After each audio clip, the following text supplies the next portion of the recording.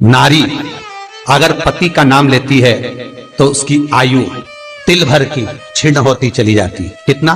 तिल भर। स्कंद पुराण में लिखा है तिल भर की आयु क्षीण होती चली जाती। नारी ज्येष्ठ पुत्र का नाम लेती है, हाँ ज्येष्ठ में अगर बेटी है तो उसका नाम ले सकती है, पर ज्येष्ठ पुत्र बड़ा पुत्र है और पुत्र का नाम लेती है तो उस बालक की कभी उन्नति नहीं हो सकती। तन से, मन से या धन से वो बालक हमेशा दुखी ही रहेगा। तुम दुनिया का सारा सपोर्ट कर दो, तुम चाहे अपनी प्रॉपर्टी बड़े बेटे के नाम कर दो, तुम चाहे पूरा दुनिया भर का सुख अपने बेटे के सामने लाकर खड़ा कर दो, तो भी अगर मां अपने बड़े पुत्र का नाम बार बार लेती है तो वो पुत्र या तो तन से या मन से या धन से दुखी ही मिलेगा, वो सुख नहीं पा सकता।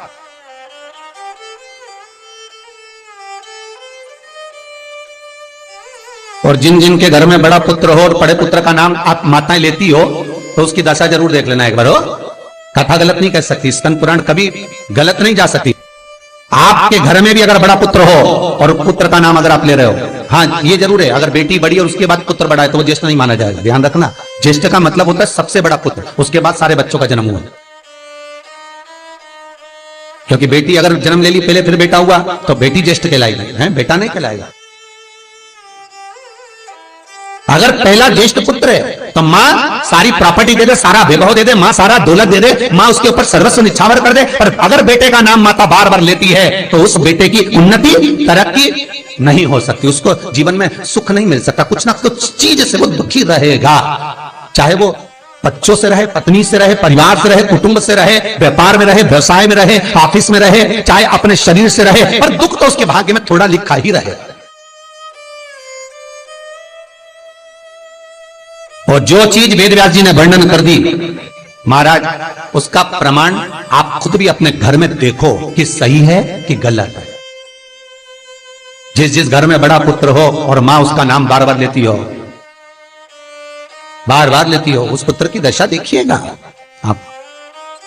तन, मन और धन तीन तरह से। इसलिए निवेदन करूंगा मेरी माताओं से, आपका प्रेम बहुत है क्योंकि आपका बेटा बड़ा है, आपका पुत्र बड़ा है, आपका बहुत प्रेम है, और बेटे का भी माता के प्रति बहुत प्रेम है, पर उस प्रेम में तुम्हारा जो संबोधन है बार बार नाम लेने का, उससे उसको तकलीफ हो सकती है। इसलिए निवेदन है, मेरे कृष्ण का नाम कृष्ण था पर यशोदा कभी कृष्ण नहीं बोली है, कभी नहीं, यशोदा कभी कृष्ण नहीं बोली।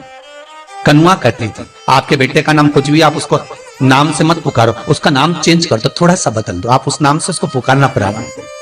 आप जो भी बोलना चाहे, आपके दिल की बात है, तो आपके पुत्र से आप क्या बोल सकते हो।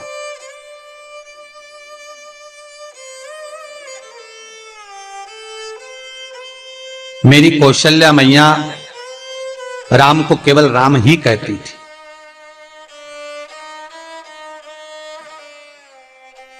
केकई राघव कहती थी, सब्सक्राइब करें। सुमित्रा रघु कहती थी, पर कौशल्या नाम नहीं बदली। और ज्येष्ठ पुत्र थे राम, बड़े थे, बड़े हुए, वन जाना पड़ा, लौट कर आए, धोबी की वार्ता सुनकर सीता का परित्याग करना पड़ा, समय आया लक्ष्मण का त्याग करना पड़ा, और समय आया तो ये शरीर को ही सरयू में छोड़ना पड़ा। कहां से? ताकि आप अपडेटेड रहें। स्कंद पुराण कहती है पति का नाम अगर नारी ले रही है तो तिल तिल भर उसकी उम्र घट रही है। पर ना जाने माताओं को ऐसा क्या है कि वो आज का फैशन हो गया, ए राघव इधर आ, राघव गया। सब्सक्राइब करें हमारा चैनल। नाम लेने में तिल भर की आयु घट गई। ताकि आप अपडेटेड रहें। ज्येष्ठ पुत्र का नाम लेने में उसकी समृद्धि, उसका जो वैभव है, उसका जो सुख है वो घट रहा है।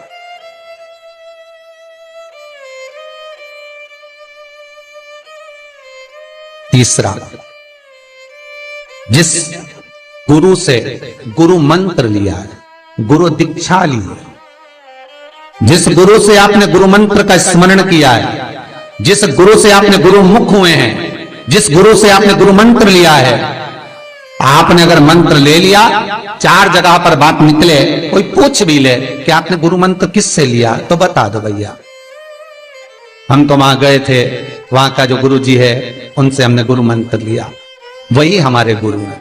नाम का स्मरण ना करते हुए उसकी पहचान बताने का प्रयास करो, वो ऐसे वो वैसे वो वहां रहते, उसका स्मरण। गुरु का नाम लेने से क्या जाता है महाराज?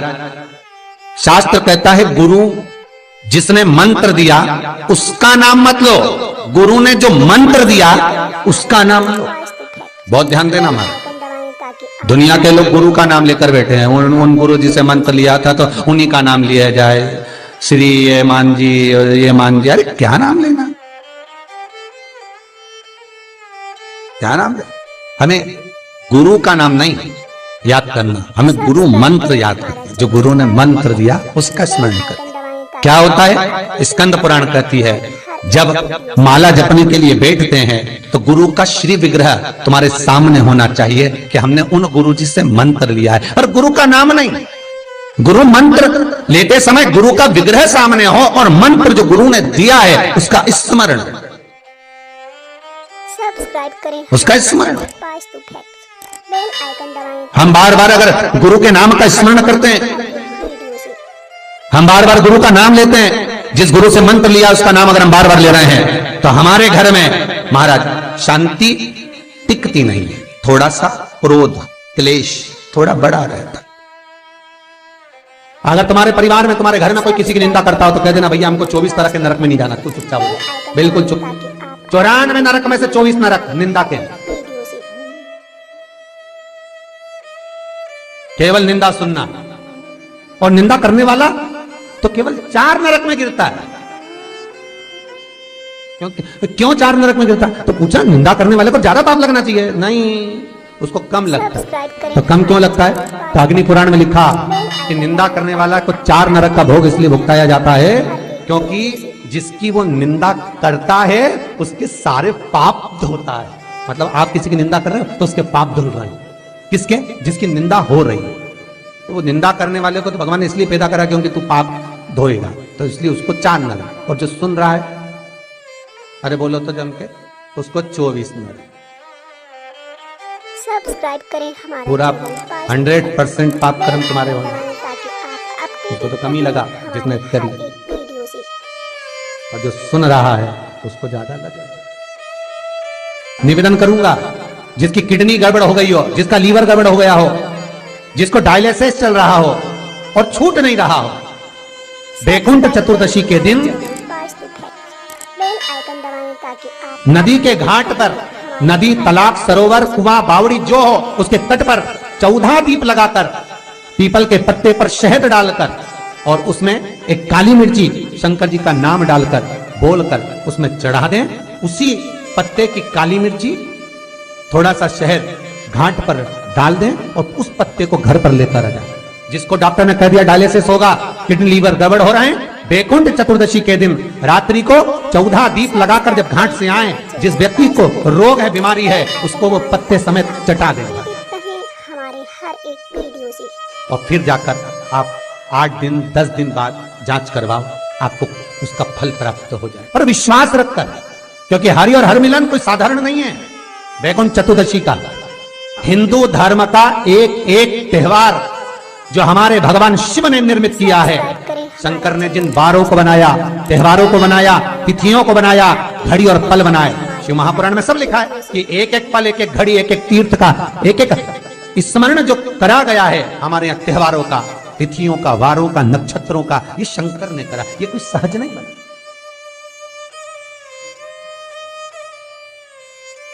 कि सहजता नहीं है।